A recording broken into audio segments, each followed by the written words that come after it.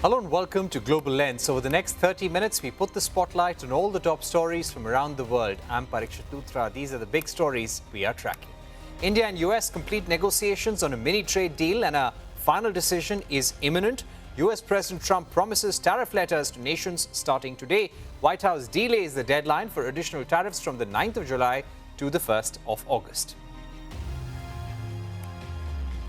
President Trump threatens BRICS nations with an additional 10% tariffs as leaders meet in Brazil. Also warns countries aligning with what he calls anti-American policies.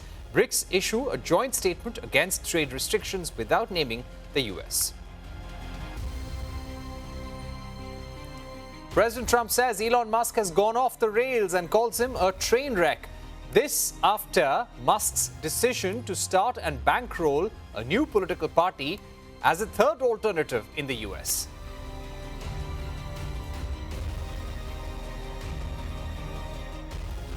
First up, all the market action from across the world. Asian market ended mixed after Trump said that reciprocal tariffs announced in April would take effect on August 1st for countries that haven't struck a deal. Markets in India ended a range-bound session flat. Hong Kong's Hang Seng and Japan's Nikkei fell, while China's Shanghai and the Korean Kospi ended mildly higher. European indices were largely higher, with the French CAC and German DAX seeing gains of over 0.5%. However, it was a sea of red across Wall Street, despite Treasury Secretary Scott Bessent saying that several trade agreements would be made over the next 48 hours. And that brings us to the top story this evening. The clock is ticking. A final decision on a mini trade deal between India and the US is imminent. Sources say the Indian government has refused to offer any concessions on sensitive sectors like agriculture and dairy, but sources say India has put forward a fair proposal aimed at supporting labor-intensive industries. The average tariff rate under the deal is likely to be around 10%. Meanwhile, the White House has delayed the imposition of so-called reciprocal tariffs from the 9th of July to the 1st of August. President Trump has promised to send letters on deals and tariffs to several nations starting today. So far, the US has only signed a trade agreement with the UK and announced a deal with Vietnam. That's not all. Trump has also threatened the BRICS nations with an additional 10% tariff. Joining me now to discuss this further is Mark Linscott, former Assistant USTR and also a senior advisor at US-India Strategic Partnership Forum. Mark, thank you very much for being with us here today on Global Lens. Let me begin by asking you, India has clearly drawn the red line in the negotiations. What we hear from our sources in the government, that the ball is now in Trump's court.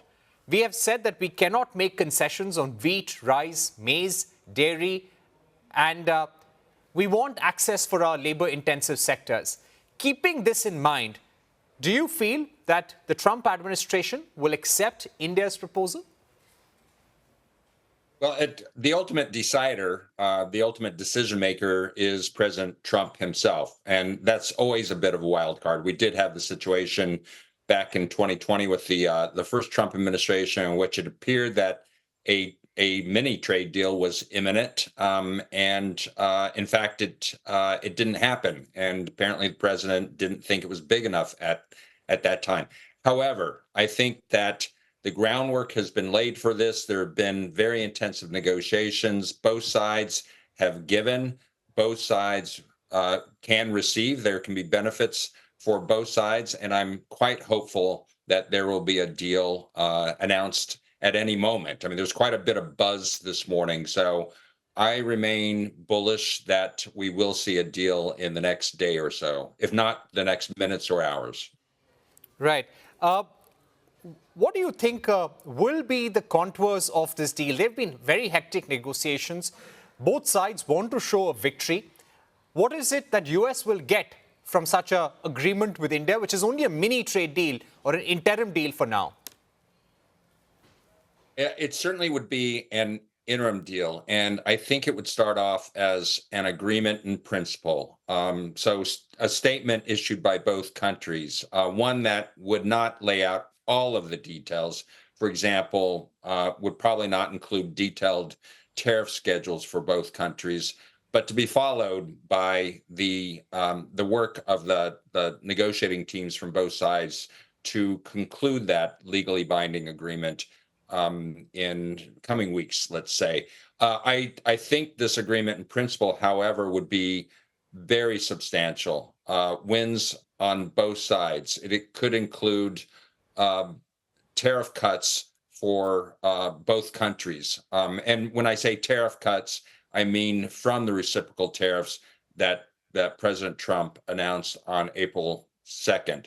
It will include agriculture. It may not include the most sensitive issues. I think both sides have been accommodating on what's sensitive and what's not. But I think that there will be some agriculture commodities that are included, even if it's not dairy, wheat, and rice. So I think it could be quite substantial. I mean, it's a win-win. It's, from my perspective, this should be a no-brainer.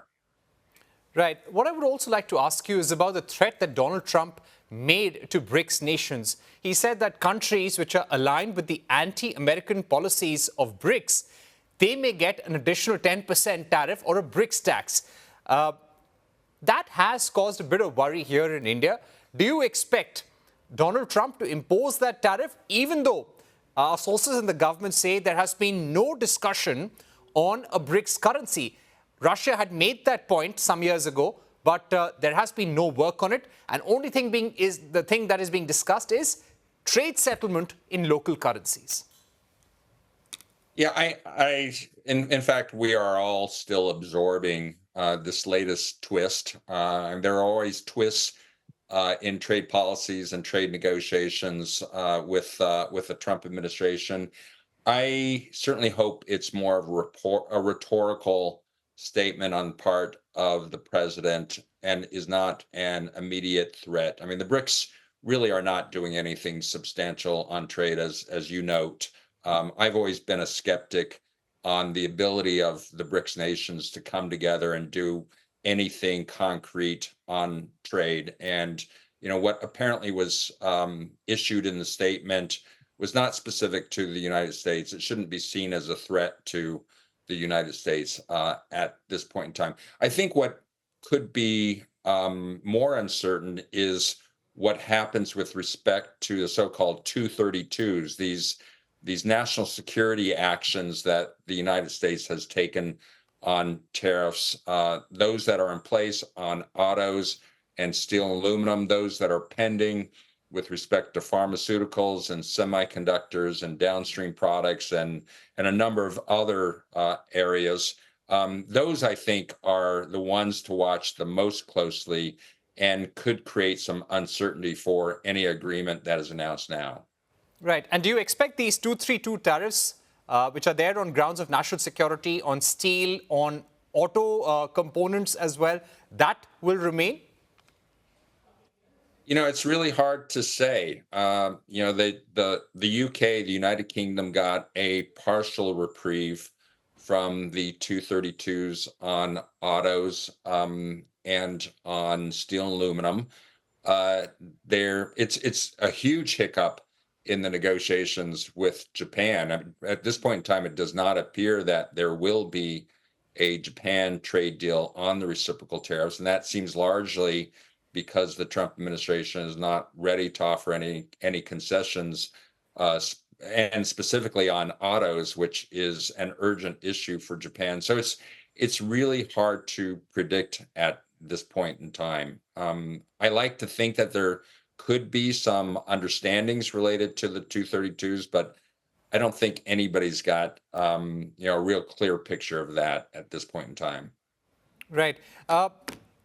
Do you also expect India to get access at lower tariffs to components in high technology sectors from the United States? It's, until we see the details, I'm a bit hesitant to make specific predictions. I do think that large parts of the tariff schedules of both countries will be included in the trade deal, and I expect for India there will be tariff commitments made by the United States in areas of strong export interest for India. Again, I think this will be a win-win. Whether it's specific on electronics components, I'm not ready to hazard a guess at this point in time. Again, hopefully we will see the details shortly. Right. And what do you expect, Mark, from your experience over the next few hours? And we've been hearing Scott Bessent and Peter Navarro on CNBC. Both of them have been saying that letters will be sent out tonight. Mailboxes are full. A lot of people want to negotiate with that. Negotiations are still happening. The Indian side is giving us a sense that negotiations are now over, nothing more to offer. But do you feel that some sort of back-channel talks could continue possibly till tomorrow or even till Wednesday? That's always possible. I have the sense that the two negotiating teams completed their work, their immediate work last week when a delegation was in Washington for India. That team left. They seem to have concluded broad agreement on many of the specifics. And I think that's what's being presented or has been presented to the president. And I assume the same is true for Prime Minister Modi. Of course, there could always be back channels. And certainly if the president has strong views on any of this over the next day or two. I think it's also important to understand, I think I've said this in the past, that this is intended to be a first agreement, a partial agreement. I think it will be unprecedented and historic if it is announced, but it is not the full comprehensive agreement. It's the first bite at the apple. There will be future bites at the apple and negotiations to continue. So they don't have to reach agreement on everything at this point. Right, that indeed is an important point. And we believe that the more challenging negotiation on services, on bringing down non-tariff barriers, will only begin after the 9th of July. And that will be more difficult. Wouldn't that be, Mark? More difficult in some respects, but negotiations on tariffs, and that's what the two sides have been doing. They've been focused on negotiating on tariffs over the last couple of months. Those are never easy. In fact, in a traditional trade negotiation, for example, in a free trade agreement negotiation with trading partners, it's often tariffs and market access in specific products that are the very last things to be decided. Here we have tariffs that were being negotiated up front. They were front loaded. So the two sides have already been grappling with difficult issues, and I think making progress on difficult issues.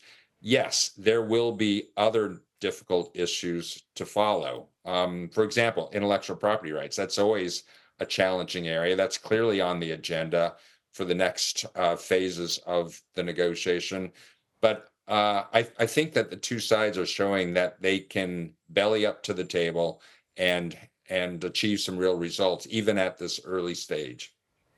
All right. Thank you very much for joining us, Mark Linscott, giving us your overview, your thoughts on the India-US interim trade deal. You remain hopeful that a deal could be announced in days, if not in the next few hours. So let's really hope for the best. Thank you very much for being with us once again, Mark. Thanks, Parikshit. It's always a pleasure to talk to you. All right, let's move on. Tech billionaire Elon Musk announced over the weekend that he has formed a new political party, the America Party, which he claims will give Americans back their freedom. In a post on X, he said, and I quote, "By a factor of 2 to 1, you want a new political party and you shall have it." End of quote. This came just a day after he posted a poll on the platform asking his followers if they support creating the America Party. Remember, Musk was the largest donor to President Trump's 2024 presidential campaign. This move came after a public feud with Trump erupted. Their relationship deteriorated after they exchanged barbs on social media, mainly due to Musk's vocal opposition to Trump's big, beautiful bill. Shares of Tesla tanked after this announcement as investors fear that the new party would damage the brand. Meanwhile, US President Trump has said that Elon Musk has gone off the rails after the tech billionaire said he would start and bankroll a new political party. In a post on Truth Social, the US leader also called the Tesla chief a train wreck for suggesting a third alternative political party in the United States. Dan Ives, Managing Director of Wedbush Securities, is joining us now. Dan, you're someone who's always positive on Tesla. You're a bull on Tesla. But today, I believe you're not happy with what Musk has announced. I mean, it's the exact opposite where you want to see him head. Because by going further into the political theater, look, that's time, that's brand, it's resources. And then also at the end of the day, you've essentially become a foe, not a friend, for Trump and the Republican Party. And that's the biggest fear here. Look, it's the last thing as a Tesla investor you want to see. Right. And do you expect the stock to continue taking a beating over the next few days? Look, I mean, it could be under pressure because it's the unknown. It's the worry about if Musk continues to go down this route, what does that mean in terms of regulatory, in terms of Trump?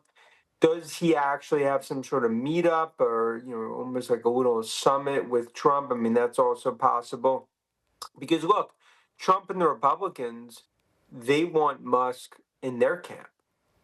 But look, for a Tesla investor, you just don't want to see him go down the right. It's the most important time in terms of this golden age relative to autonomous robotics. You wanted Musk to be less involved in politics. And now, over the weekend, he starts an own party. That indeed is an important point. And you said that in your note as well. The biggest trump card that Tesla ever had was Elon Musk. And if Elon Musk goes into politics with US heading into midterms next year, it's going to be difficult. Do you think at some point the Tesla board is going to raise questions about Elon Musk's ability to continue leading the company? A matter of when, not if, the board's going to have to take some sort of action. Look, I mean, you could argue there were overtures or shots across the bow from the board when at the max height of the Doge situation. And then ultimately, Musk took a huge step back. But as a board now, you cannot have Musk starting his own political party and also as CEO of Tesla. I think it creates just a lot of unintended consequences, and I think that's the fear. Right. I would also like to ask you to highlight the major challenges for Tesla right now as Musk announces his political party.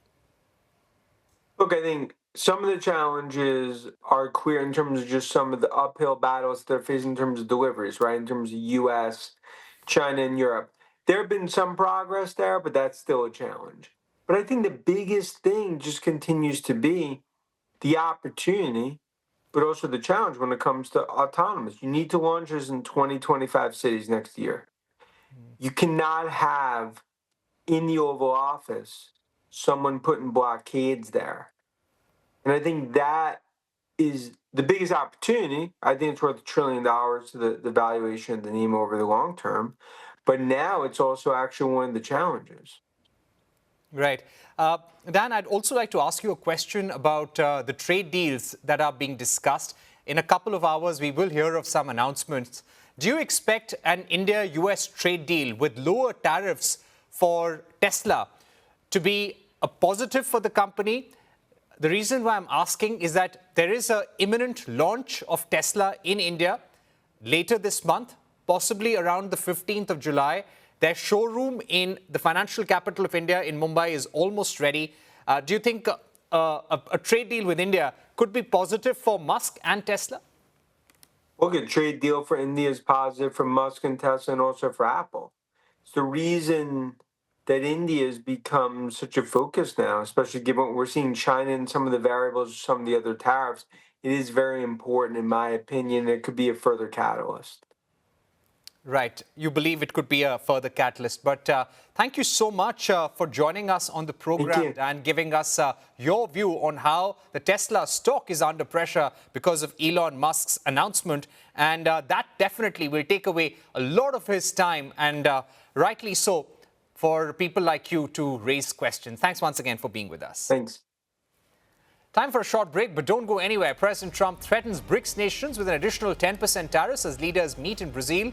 BRICS issue a joint statement against trade restrictions without naming the US. We discuss the implications with experts on the other side.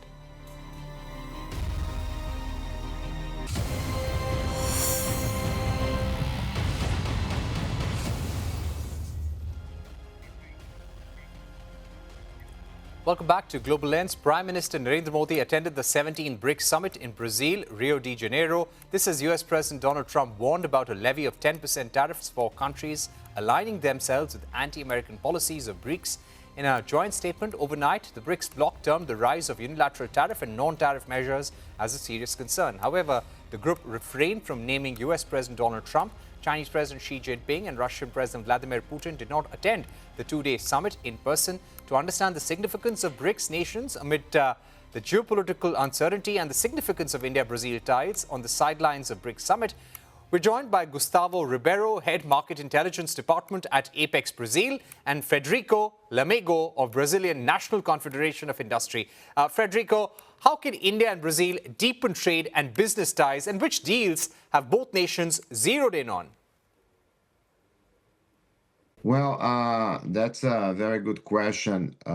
We understand that a key issue is energy security.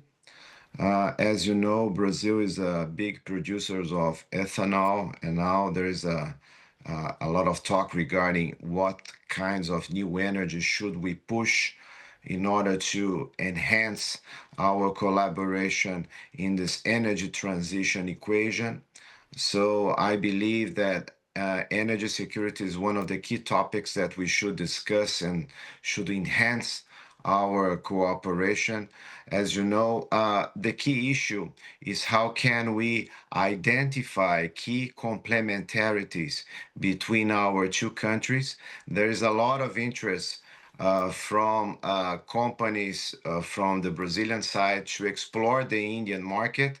And this is something that we want to understand better in the event that we are promoting today.